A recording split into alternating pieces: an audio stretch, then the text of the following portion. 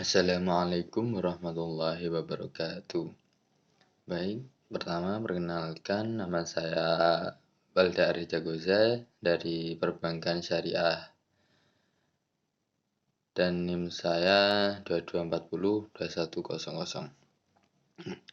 Di sini saya akan mempresentasikan tentang qawaid fiqhiyah materi 1 sampai 6.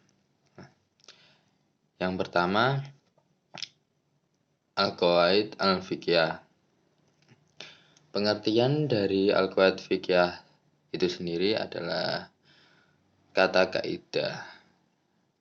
Adalah jamaknya kata qawaid yang berarti asas, landasan, dasar, atau fondasi sesuatu, baik yang bersifat konkret, materi, atau indrawi seperti fondasi bangunan rumah, maupun yang bersifat abstrak, non-materi, dan non-indrawi seperti usuluddin atau dasar agama.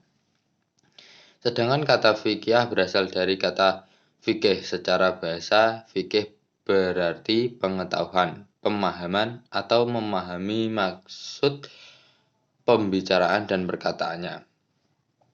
Qawaid fiqhiyah adalah ilmu yang membahas kaidah fikih di dalil hukum dan ijtihad yang bersumber dari Al-Quran dan Al-Sunnah. Hubungan qawaid fikih dan usul fikih tidak dapat dipisahkan, teman-teman. Ilmu ini saling berkaitan antara satu dengan yang lainnya, karena dasarnya yang menjadi pokok pembicaraan adalah hukum syara' atau fikih, yaitu ilmu-ilmu tersebut berbicara tentang hukum syara'. Faedah mempelajari qawaid fikih agar dapat mengetahui prinsip-prinsip umum fikih dan akan mengetahui pokok masalah yang mewamai fikih dan kemudian menjadi titik temu dari masalah-masalah fikih. Nah, itu teman-teman. Selanjutnya al-umuru bimaqasidiha. Nah, niat secara etimologi adalah kesengajaan atau tujuan. Sedangkan dalam pengertian syariat, niat adalah ketetapan hati untuk melaksanakan sesuatu. Sementara menurut istilah fuqaha, niat adalah suatu kesengajaan melakukan suatu perbuatan yang bersamaan dan dengan pelaksanaannya. Dalam al-umuru bil maqasidiha atau sesuatu tergantung pada niatnya. Semua kaidah di dalamnya terdapat pada Al-Quran dan hadis. Nah, penerapan al-umuru bimaqasidiha ini bisa kita terapkan di sholat, taharah, zakat, muamalah, ataupun di puasa.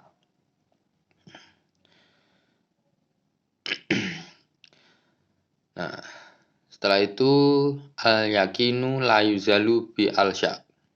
Nah, kaidah al-yakinu la yazul bi al-yasak, al-yuzalu bil al-yasak ya, adalah hukum sesuatu yang tetap berdasarkan sebuah keyakinan tidak akan terhapus kecuali dengan dalil yang pasti dan tidak boleh dihukumi hilang hanya karena keraguan yang muncul. Adapun sumber dari kaidah al-yakin la yuzalu bil al-yasak ini dilandasi dari banyak ayat dalam Al-Quran, teman-teman, dan hadis Rasulullah.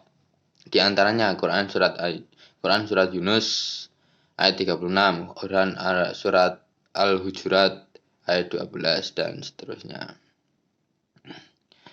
Nah, penerapan dan pengecualian. Penerapan al-yakinu la yuzalu bil al-yasak ini seseorang yang berada di dalam dua pilihan. Nah, dan seseorang yang tidak dapat menggunakan salah satunya dan keadaan selain dari pembagian yang di atas. Nah, kalau pengecualiannya, jika seseorang mendapati di pakaian cairan dan tidak tahu apakah cairan itu air mani atau mazi, maka ia harus mandi wajib meskipun ia melakukan dalam keadaan ragu. Nah, itu contoh-contohnya, teman-teman. Dan Setelah itu kita membahas tentang al-masyaqqatu tajlibu al-taisir. Al-masyaqqatu terbentuk dari kata syuqqatu secara etimologi berarti al-ta'ab, yaitu kelelahan, kepayahan, kesulitan, dan kesukaran. Maksud dari musyaqqah yang bisa menyebab kemudahan yaitu yang bisa menghilangkan tuntunan syar'i, sedangkan at-taisir secara etimologis berarti kemudahan. Kaidah ini juga masuk dalam kemudahan yang disyariatkan oleh agama Islam bagi umat mukhallaf dengan syariat Islam. Kemudahan atau rukhsah adalah sesuatu hukum yang telah ditetapkan oleh Allah SWT dalam rangka keringanan bagi hamba mukhallaf ketika pada kondisi-kondisi tertentu. Nah, macam-macamnya adalah apabila suatu perkara menjadi sempit, maka hukumnya meluas. Dan apabila suatu perkara menjadi luas, maka hukumnya menyempit. Nah, seperti itu teman-teman. Bisa dibaca. Nah, terus kita bahas tentang al-dararu. Al-dararu yuzalu. Pada dasarnya, kaidah ini kembali pada upaya mewujudkan tujuan hukum yang untuk mewujudkan kemaslahatan dengan menolak segala kerusakan atau bencana. Konsep kaidah ini memberikan pengertian bahwa manusia harus dipisahkan dari idrar. Nah, idrar itu apa? Idrar itu tidak menyakiti atau bisa disebut tidak menyakiti, baik oleh dirinya sendiri maupun orang lain, dan tidak semestinya ia menimbulkan bahaya pada orang lain.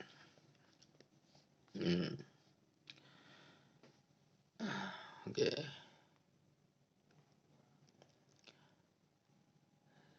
Dan yang terakhir, al-adatu muhakamah. Makna adat dalam kaidah fikih di atas meliputi urf, dalam bentuk perkataan dan perbuatan yang bersifat umum maupun khusus. Kaidah ini mengisyaratkan adat dapat dijadikan sebagai dasar dalam menetapkan hukum Islam ketika tidak ada. Nah, macam-macam al-adatu muhakamah adalah adat apabila dipandang dari segi sifatnya, adat apabila dipandang dari segi ruang lingkupnya, dan dari segi baik dan buruknya. Ada adat qauli, ada adat amali, dan seterusnya. Nah, adat qauli adalah perkataan. Nah, adat amali, adat berupa perbuatan. Dan ada adat a'am, adat yang berlaku pada semua tempat, masa, dan keadaan. Adat khas, adat yang hanya berlaku pada tempat, masa, dan atau keadaan tertentu saja. Dan yang ke-5, adat yang sahih, yaitu adat yang tidak bertentangan dengan hukum syariat. Dan adat yang terakhir, adat fasid, yaitu adat yang berlaku dalam sesuatu sosial masyarakat yang senantiasa bertentangan dengan ajaran syariat. Nah, itu saja teman-teman yang bisa saya sampaikan.